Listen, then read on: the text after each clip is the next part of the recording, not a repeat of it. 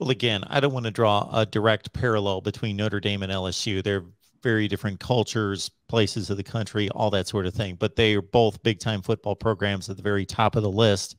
And Brian Kelly took what was a marginal, um, stagnant situation at Notre Dame and lifted it to about as high as it could go, higher than it's been in 30 years. And now he's got the same challenge at LSU, a place that he'll be able to acquire even better talent. He's got a certain different challenge, of course, in the SEC Western Division, but Yes. better talent as opposed to Lincoln Riley. And I'm not saying that Lincoln Riley will not succeed at USC. That remains to be seen. But Lincoln Riley was handed the keys. He didn't have to build anything. He was handed the keys to a top 5 program at Oklahoma, and he just maintained. Yeah. There's a complete difference between taking over a top 50 program and making it a top 5 or 10 program like Brian Kelly did versus Lincoln Riley just maintaining.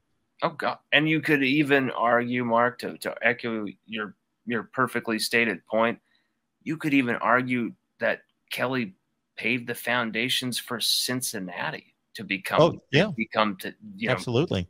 another college football playoff appearance here with Luke Fickle. I mean, Yep.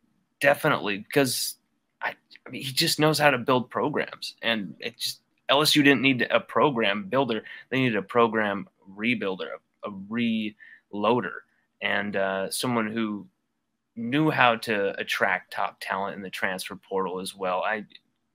What Kelly has done in the transfer portal market, using the LSU brand now, it's like my buddy A.D. Perkins said when Kelly got this job, it was almost like the handcuffs came off. You know, he had been handcuffed by academic restrictions, by maybe even religious circumstances with his job, with his job at Notre Dame, people not wanting to go there because of the Catholic Church, whatever religious things people had. That always happens. BYU will always have problems with that. Just, we'll leave that to the side. He had academic stuff, of course, all sorts of reasons why, just in his way. Now he comes to LSU. None of that's in the way with recruiting.